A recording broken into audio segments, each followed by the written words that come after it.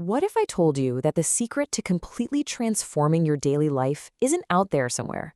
It's not some new app or ancient scroll. It's actually something you're doing right now, thousands of times a day without even thinking about it. Yeah, we're going to dive into the profound knowledge that's hidden in your own breath. So, let's start with a question. Way back in 1244, a wandering mystic named Shams posed this exact question to the great scholar Rumi. And it's a question that just completely shattered Rumi's world. I mean, think about it. They both look still, they both seem not to be breathing, but one's going to wake up and the other isn't. This isn't about biology, you see. It's about that invisible thread that connects our world to, well, something else.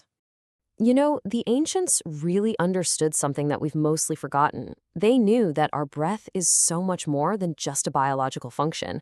They saw it as a bridge, a real, tangible pathway between our physical body and that deeper part of ourselves. It's the link between our sleeping, everyday consciousness and our fully awakened self. And here's the kicker. It's the one bridge we can consciously choose to walk across. Just think about all the things your body does. On one hand, you've got stuff you don't control at all, right? Your heartbeat, your digestion, that's all on autopilot, involuntary. On the other hand, you have things you absolutely have to decide to do, like walking or speaking. That's voluntary. But your breath? Your breath is special. It lives right in that liminal space in between. It just happens, but at any moment, you can step in and take conscious control. It's this magical intersection of will and surrender. And you know who really understood this unique quality? The Sufi mystics. For them, the breath was this radical meeting place, a point of connection between the human and the divine.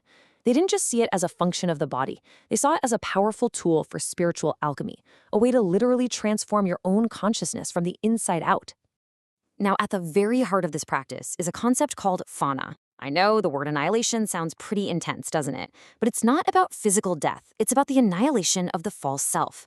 It's about using the breath to gently dissolve that constructed ego, the voice in your head that's always worrying and planning, so that your true, deeper nature can finally come through. It's about letting go to find out who you really are. Rumi had this perfect metaphor for it. He said, we're like a reed flute. The flute can only make beautiful music because it's been cut away from the reed bed where it grew, and crucially, because it has been emptied out. That beautiful music, our true self, can only be expressed when we are emptied of our ego, of everything we think we are. And the breath? The breath is the air that flows through, creating the music. Okay, so here's where it gets really fascinating. All of this ancient mysticism is now being backed up piece by modern neuroscience. It's like science is finally catching up and showing us that the code to changing our state of mind is literally written right into our own bodies. So your body basically has two main operating systems. You've got the sympathetic system, that's your gas pedal. It's for fight or flight. Think rapid, shallow breathing, heart pounding, a rush of stress hormones like adrenaline and cortisol. Then you have the parasympathetic system. That's your brake pedal. This is your rest and digest mode. Slow, deep breathing, a feeling of safety, and a state of deep calm. And the master switch between these two, you guessed it, it's your breath. So how does that switch actually work? Well, it all comes down to something called the vagus nerve. The easiest way to think about it is as a huge information superhighway that runs from your brain all the way down through your major organs. And when you intentionally slow down your breath, especially your exhale, you are sending a direct signal up that highway to your brain that says, hey, everything is okay. You're safe. You can stand down and relax. All right, so we've covered the why, we know the science, we know the ancient wisdom. Now let's get into the how. We're going to walk through the 4 sacred phases of the breath, drawn from the Naqshbandi Sufi tradition. And this isn't just about moving air in and out. This is a roadmap for changing your entire state of being with every single breath. Okay, let's look at the 4 distinct territories of a single breath. First, you have the inhale. This is an act of gathering. Then there's that little pause at the top, a moment of pure fullness and potential. Third, the exhale, which is all about surrendering. And finally, my favorite part, that pause at the bottom, a moment of stillness, of emptiness, the creative void where everything new begins.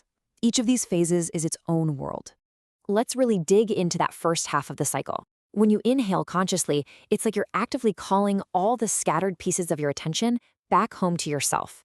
You're gathering your focus, your energy. You're becoming whole again.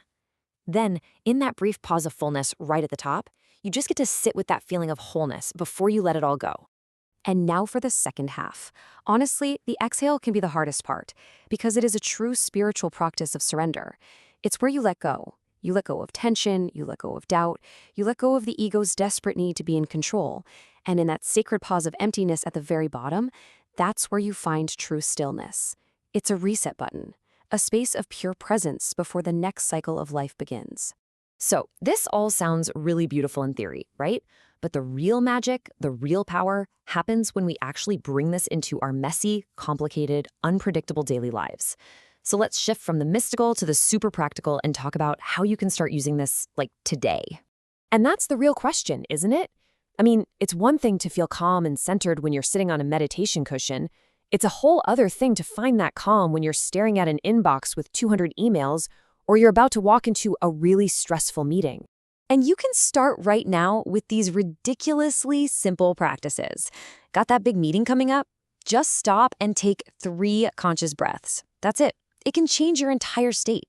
Feeling that wave of overwhelm wash over you? Just remember that vagus nerve and focus on making your exhale a little bit longer than your inhale. You don't need a whole hour. Just set a timer to pause for 60 seconds. The goal is to just sprinkle these little moments of awareness throughout your day. You know, what this practice really teaches you over time is perspective. Here's a great way to think about it. All your thoughts, your anxieties, your emotions, they're like the weather. A storm can be intense, for sure, but it always passes. Conscious breathing helps you realize that you are not the storm. You're not the weather. You are the vast, unchanging sky in which all the weather happens. And as we learn to breathe through our challenges instead of fighting them, we start to understand what Rumi meant by this.